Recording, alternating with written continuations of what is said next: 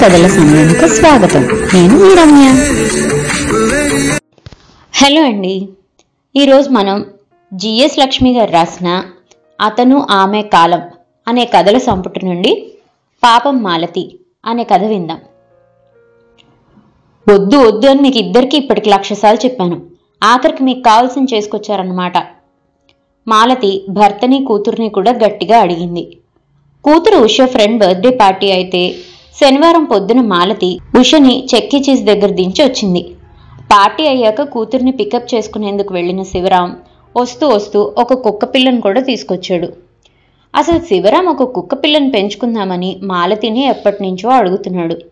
అమెరికాలో అందరినీ గమనిస్తున్న ఉష కూడా 6-7 ఏళ్లు దాటినప్పటి నుంచి ఒక కుక్కనో పిల్లినో పెంచుకుందామని తల్లిని బ్రతిమాలుతుంది.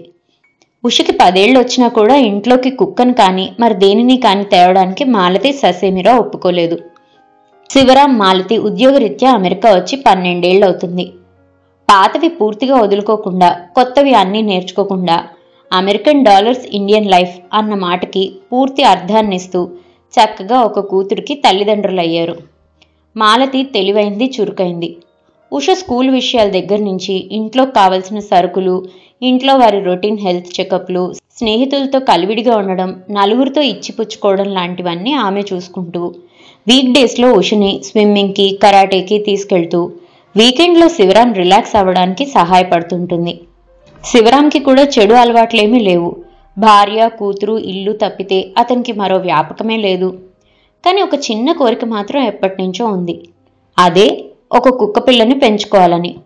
ఉష కూడా కాస్త జ్ఞానం వచ్చిన దగ్గర నుంచి చుట్టూ అందరినీ గమనిస్తూ ఉండడం వల్ల స్కూల్లో ప్రతి వాళ్ళు వాళ్ళ పెట్ యానిమల్ గురించి మాట్లాడడం చూసి ఎలాగైనా ఒక పిల్లిని కానీ కుక్కని కానీ పెంచుకుందామని తల్లిని బ్రతిమాలుతుంది. కానీ మాలతికి చిన్నప్పుడు ఇండియాలో పెరిగినప్పటి వాసనలు ఇంకా పోలేదు.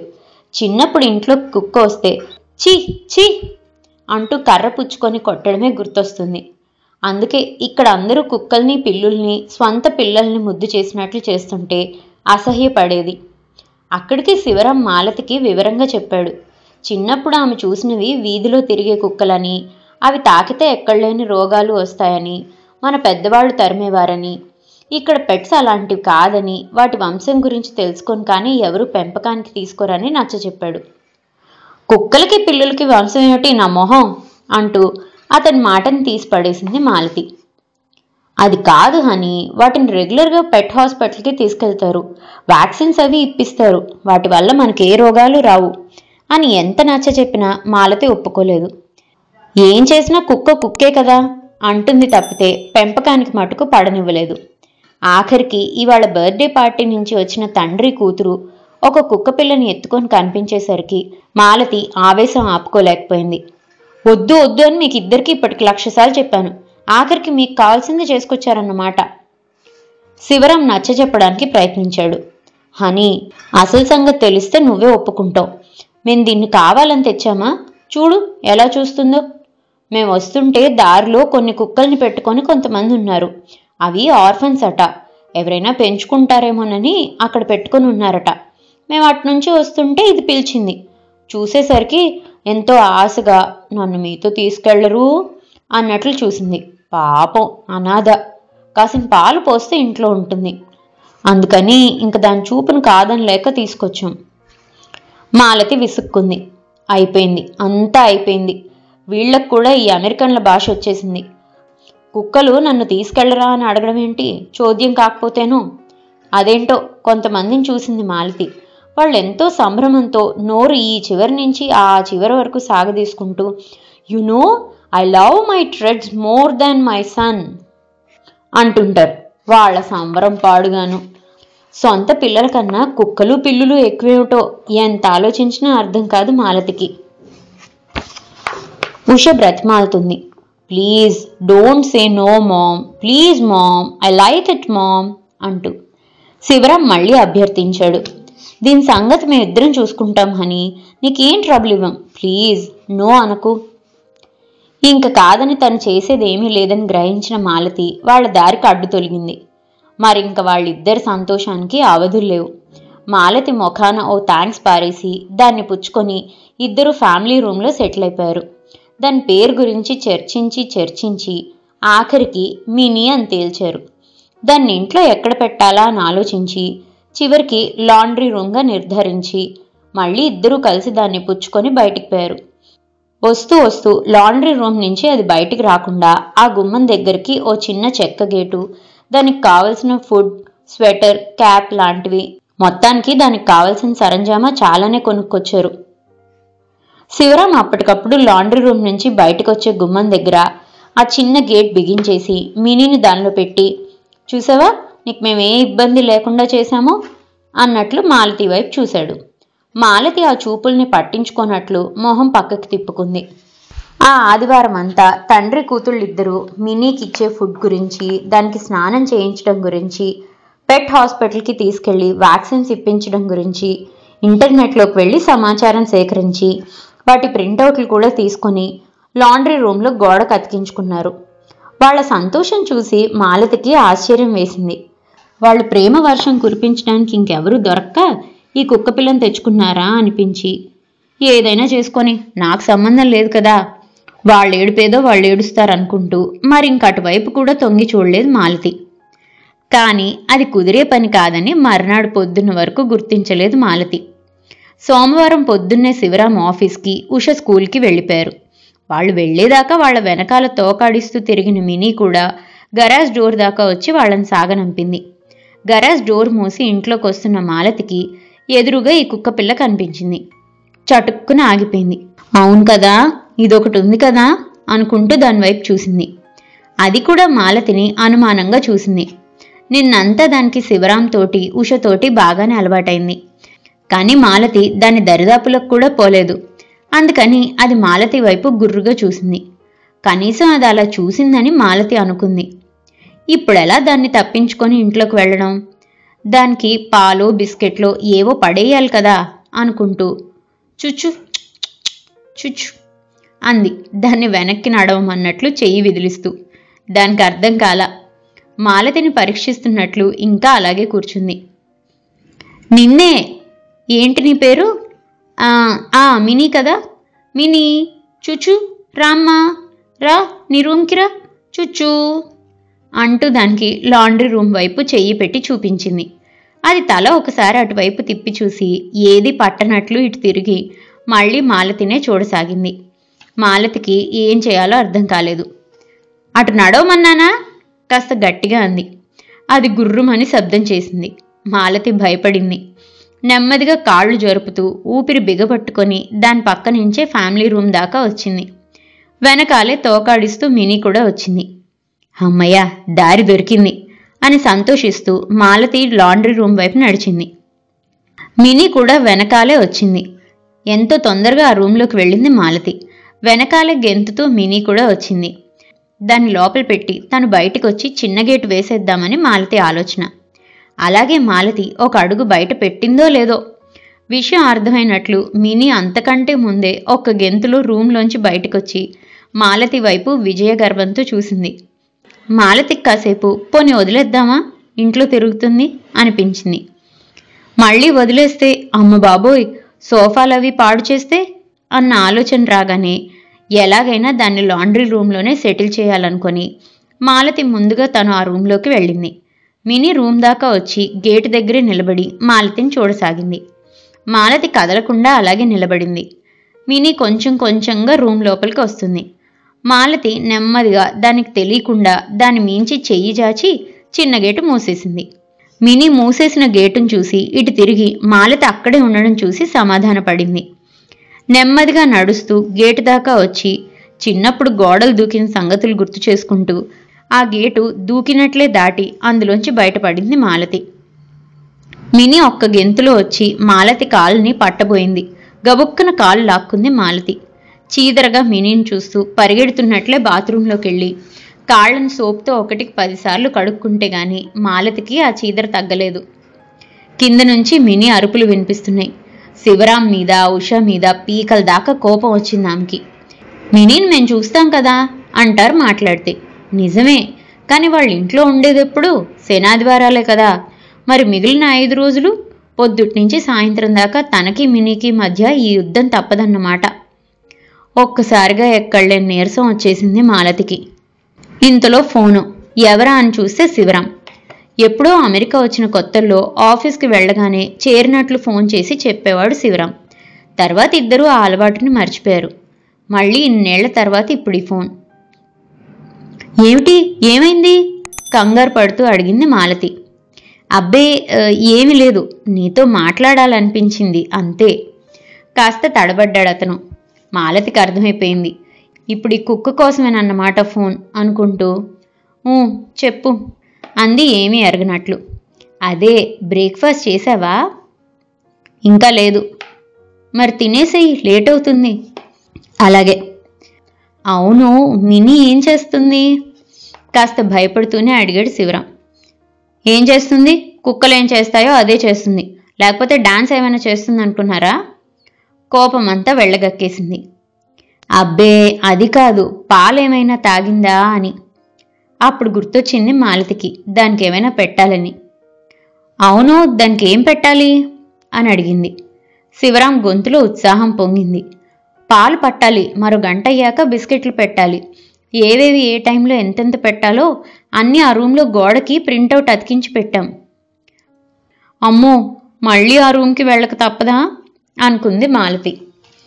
మినీకి పాలు పట్టే బౌల్, మెజర్మెంట్ బౌల్ అన్నీ అక్కడే ఉన్నాయి. ప్లీజ్ హనీ, నేను వచ్చేదాకానే, తర్వాత నేను చూసుకుంటాగా. శివరాం ఫోన్ పెట్టేశాడు. సాయంత్రం దాకా చూశాక ఇంకేముంటుంది చూసేందుకు? ఇంక తనకి తప్పదు. తన వల్ల మరో నోరులేని జీవి బాధపడకూడదు అనుకుంటూ ఆ రూమ్కి వెళ్ళి పళ్ళు బిగబట్టుకొని గోడ మీద ఉన్నవి చదివి దానికి కావలసినవి పెట్టింది మాలతి. మినీ ముందు కాస్త అనుమానంగా చూసి తర్వాత ఆ పాలు తాగింది. అమ్మయ్య అనుకుంటూ ఒక బ్రెడ్ టోస్ట్ చేసుకొని జ్యూస్ తీసుకొని ఫ్యామిలీ రూమ్లో సెటిల్ అయింది మాలతి. కొంచెం సేపు అయ్యేసరికి మినీ అరుపు వినిపించింది. ముందు అంతగా పట్టించుకోలేదామె, కానీ అది గ్యాప్ లేకుండా అరుస్తుంది. అరుపు కూడా వేరే విధంగా ఉంది. ఏమైందోనని అటువైపు వెళ్ళి చూస్తే ఇంకేముంది, కుక్క కదా, పాలు తాగేసి దాని రెండో పని కూడా కానిచ్చేసింది. మాలతి ముందు తెల్లబోయింది, తర్వాత అసహ్యం వేసింది. ఇప్పుడు ఏం చేయాలి? అది ఎత్తి ఫ్లష్ చేయాలా, లేకపోతే సాయంత్రం శివరాం వచ్చే వరకు ఉండాలా? చిచ్చి అనుకుంటూ ముక్కుకి నోటికి గుడ్డ కట్టేసుకొని చేతులకి గ్లౌస్ తొడుక్కొని సగం వేళ్లు మూసుకొని పళ్ళు బిగపట్టుకొని అక్కడంతా క్లీన్ చేసి చేతులు 1కి 10 సార్లు కడుక్కొని 10కి 100 సార్లు శివరాంని తిట్టుకుంది. ఏం కర్మ వచ్చిందిరా భగవంతుడా అనుకుంటూ సోఫాలో కూలబడింది. మళ్ళీ ఫోన్ మోగింది. శివరామే కనుకైతే ఇవాళ అయిపోయాడే అనుకుంటూ ఎవరా అని చూస్తే ప్రమీల గారు. ప్రమీల గారి ఫోన్ తప్పక తీసుకుంటుంది మాలతి. ఆవిడ ఆ లొకాలిటీలో ఉన్న తెలుగు అసోసియేషన్కి సెక్రటరీ. ఉగాది, సంక్రాంతి సంబరాల్లో ఉష చేత పాటలు పాడించాలన్నా డాన్సులు వేయించాలన్నా ఆవిడ్ని మంచి చేసుకోవడం చాలా అవసరం. ఇన్నేళ్ల నుంచి మాలతి ఆవిడతో సంబంధ బాంధవ్యాలు బాగానే నడిపిస్తుంది. దగ్గరలో ఏవీ కార్యక్రమాలు లేవే, ఇప్పుడు ఎందుకు పిలిచింది అనుకుంటూ ఫోన్ ఎత్తి హాయ్ అండి, ఎలా ఉన్నారు అంది. అవతల నుంచి ప్రమీల గారు కూడా ఎంతో ఆనందంగా హాయ్ అండి మాలతి గారు, బానే ఉన్నాం, మీరెలా ఉన్నారు? ఆహా ఏం లేదండి, మీ దగ్గర నుంచి ఒక చిన్న ఫేవర్ కావాలి, అందుకని చేశాను అంది. అయ్యో దాందేముందండి, తప్పకుండా, నా చేతనైనంత వరకు తప్పకుండా చేస్తాను. అబ్బే ఏం లేదండి, ఇవాళ మా ఫ్యామిలీ అంతా మా అక్క కూతురి బేబీ షవర్ కోసం న్యూజెర్సీ వెళ్తున్నాం. ఇండియా నుంచి మా అక్క వచ్చింది, మళ్ళీ 2 రోజుల్లో వచ్చేస్తాం. వీకెండ్కి ముహూర్తం అస్సలు బాలేదట. మా అక్కకి చాదస్తం ఎక్కువ, రేపే చేద్దామని కూర్చుంది. పిల్లల్ని తీసుకెళ్ళడానికి ఎన్ని రకాల తిప్పలు పడ్డానో మీకేం తెలుసు అంటూ నిట్టూర్చింది అవతల నుంచి ప్రమీల గారు. పోనీలేండి, మొత్తానికి వెళ్తున్నారు, హ్యావ్ ఎ నైస్ ట్రిప్ అంది మాలతి. అవుననుకోండి, కానీ చిన్న ఇబ్బంది వచ్చింది మాలతి గారు. ఈ మధ్య మా పిల్లలిద్దరూ హ్యామ్స్టర్స్ని పెట్ చేస్తున్నారండి. ఈ 2 రోజులు మీరు వాటిని కాస్త చూస్తారేమోనని ఎంతో మర్యాదగా మాట్లాడుతూ విషయం చెప్పారు ప్రమీల గారు. గుండెల్లో రాయి పడింది మాలతికి. హ్యామ్స్టర్స్ అంటే ఎలుక పిల్లల్లా ఉంటాయి, అవేనా అనుకుంది. కాసేపు నోట మాట రాలేదు. గబుక్కన సరస్వతి గారు గుర్తొచ్చారు. వాళ్ల పిల్లలు కూడా వాళ్ళ ఇంట్లో గినియా పిగ్సో దిబ్బో దిరగుండవో ఏదో పెంచుకుంటున్నారు. అందుకని గబుక్కన సరస్వతి గారికి అయితే వాటి గురించి ఏమైనా తెలుసుండొచ్చేమోనండి అంది, ఆకుకి అందకుండా పోకకి పొందకుండా. సారీ మాలతి గారు, సరస్వతి గారితో we had a bitter experience. I don't want to ask her. మీ మీద ఉన్న నమ్మకంతో మిమ్మల్ని అడుగుతున్నాను. నో అనడానికి ఇంకేముంది, ఆవిడ మాటే ఒక ఆర్డర్ లాంటిది. రేపు పొద్దున ఉష కోసం ఏమైనా అడగాలంటే ఇప్పుడు ఇది ఒప్పుకోక తప్పదనుకుంటూ. కానీ నాకు వాటి గురించి ఏమీ తెలీదండి అంది నీరసంగా. నో ప్రాబ్లం అండి, వాటికి ఏజ్లో అవి ఉంటాయి. టైంకి వాటికి కాస్త ఫుడ్ పెట్టడమే. అన్ని డీటెయిల్స్ ఇస్తానులేండి. థ్యాంక్స్ అండి, మరో 1/2 అవర్లో మీ ఇంటికి వస్తాం అంటూ ప్రమీల గారు ఫోన్ పెట్టేశారు. అన్నట్లుగానే మరో 6 గంటలో వచ్చి హ్యామ్స్టర్స్ ఉన్న పంజరం లాంటి దాన్ని మాలతకు అప్పగించి వెళ్లారు. మొహమాటానికి పోతే మొహం మీద తన్నినట్లు అనిపించింది మాలతికి. ఏం చేస్తుంది, రోట్లో తలపెట్టి రోకటిపోటుకు భయపడితే ఎలా అనుకుంది. టైం చూసింది, మధ్యాహ్నం 2 అయింది. మరో గంటలో కూతురు, ఇంకో గంటకి శివరాం వస్తారు. అప్పుడు ఈ బోన్ని ఎక్కడ పెట్టాలో ఆలోచించొచ్చు అనుకుంటూ వాటి కిచకిచల్ని మినీ అరుపుల్ని భరిస్తూ సోఫాలో కూలబడింది. ఉష రాగానే హ్యామ్స్టర్ని చూసి సంబరపడిపోయింది. మినీని పలకరించి వచ్చి ఆ బోన్ దగ్గరే కూర్చుంది. అందులో ఉన్న చక్రం లాంటి దానిమీద హ్యామ్స్టర్స్ ఎక్కి దిగుతుంటే సంతోషంతో చప్పట్లు కొట్టింది.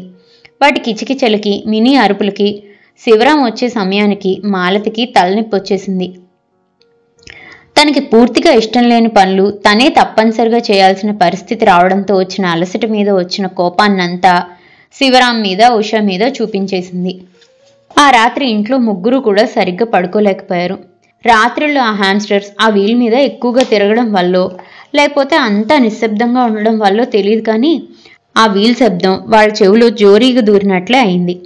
వాటి కిచకిచలకి మినీ అరుపులు మరీ ఎక్కువయ్యాయి. ఇంకా లాభం లేదనుకొని శివరాం ఆ బోన్ పట్టుకెళ్ళి బేస్మెంట్లో పెట్టి వచ్చాడు.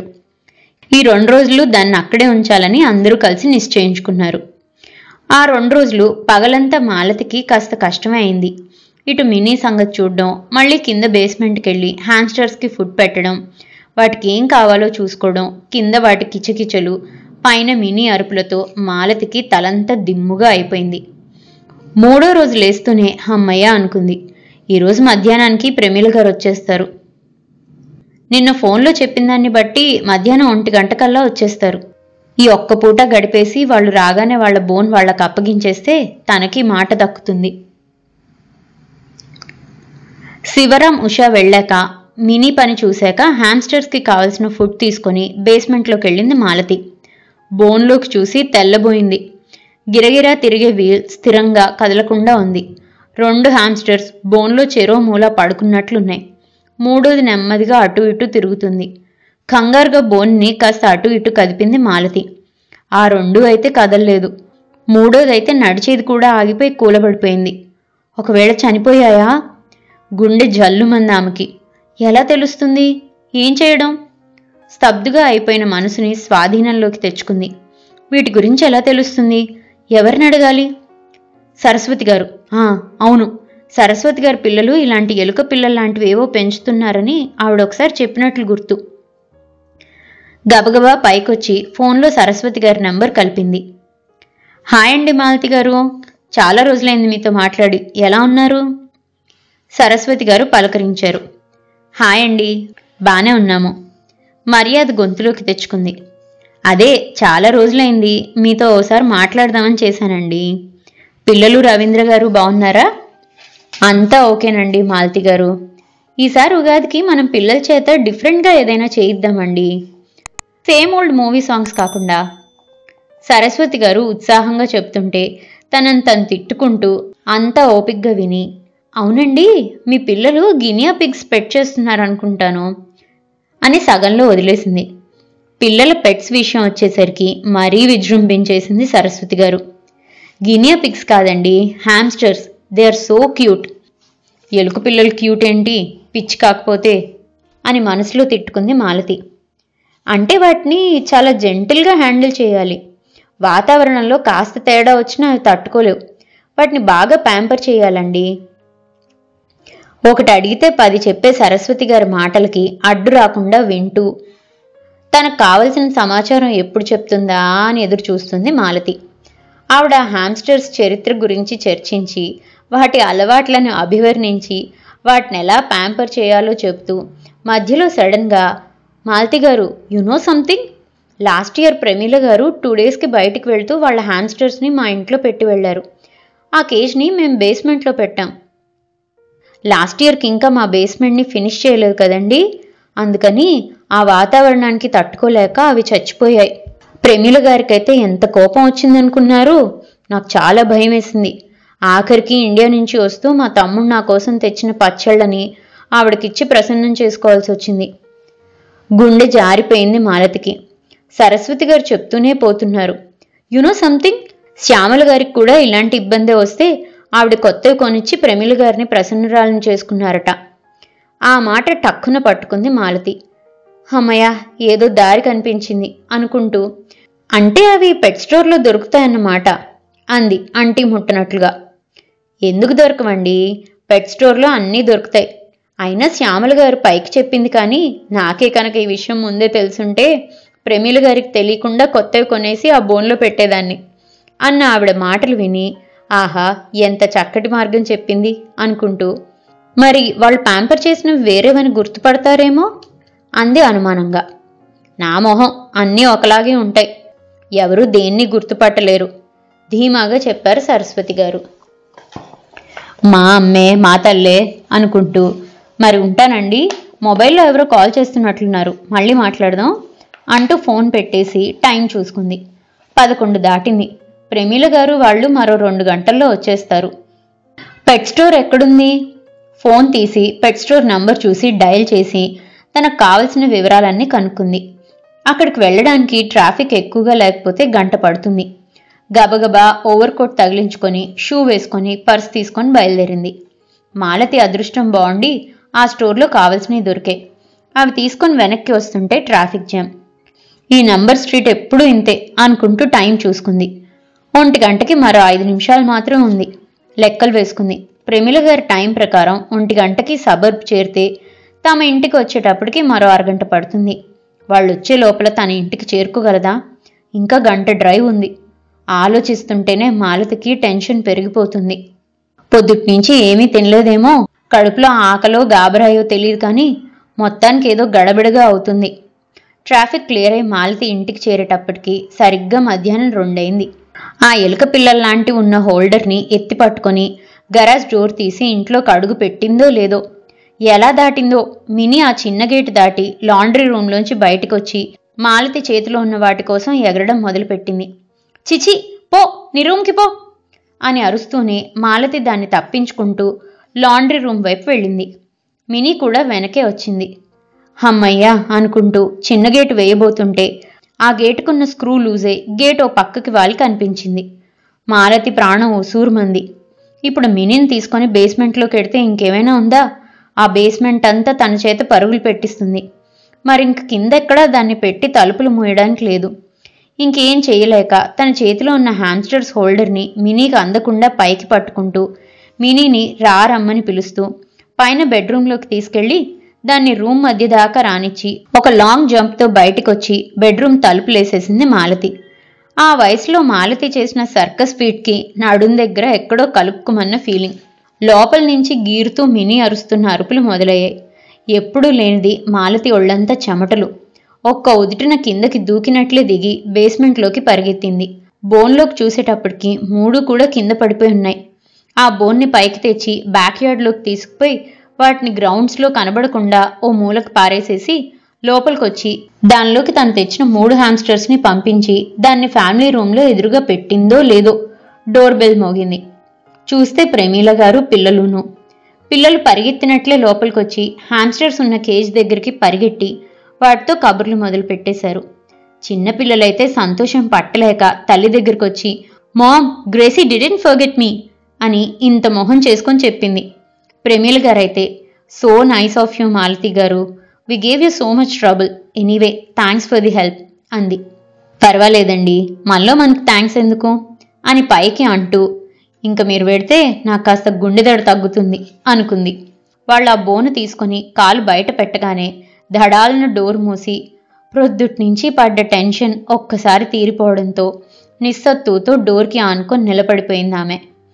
ఈలోగా ఎక్కడి నుంచో ఏదో కుక్క అరుపు లీలగా మాలతి చెవులను తాకింది. గబుక్కన కళ్ళు తెరిచింది. ఏదో కుక్కేంటి, అది మినీయే. ఆ అరుపు కూడా వేరేలాగుంది. కంగారు పడింది. ఇది బెడ్రూమ్ కానీ పాడు చేయలేదు కదా. గుండె జారిపోయింది. కార్పెట్ పాడైతే? అసలే అది కాస్ట్లీ కార్పెట్. అమ్మో, ఒసే ఆగవే, కానిచ్చేయకే, వచ్చేస్తున్నాను అంటూ మెట్ల వైపు పరిగెత్తింది. పాపం మాలతి. ఇదండి పాపం మాలతి కథ. మీకు కూడా పెట్స్ ఉన్నాయా? మీకు ఇష్టం లేకుండా మీ ఇంట్లో వాళ్ళ పెట్స్ని తీసుకొచ్చారా? మీ పెట్స్తో మీ అనుభవాలేంటో కామెంట్ చేస్తారు కదూ. ఈ కథ 2008లో అమెరికాలో మాట ఆట 2008 మహాసభల ప్రత్యేక సంచికలో అమెరికన్ తెలుగు అసోసియేషన్ నిర్వహించిన కథల పోటీలో 5 ప్రథమ బహుమతుల్లో ఒకటిగా ఎంపికైన కథ. మరో మంచి కథతో మళ్ళీ కలుసుకుందాం. అంతవరకు సెలవు. కథ కనుక మీకు నచ్చినట్లయితే లైక్ చేయండి, షేర్ చేయండి. అండ్ మరిన్ని ఇంట్రెస్టింగ్ కథల కోసం ప్లీజ్ సబ్స్క్రైబ్ టు మీ కథల సమయం. Thank you.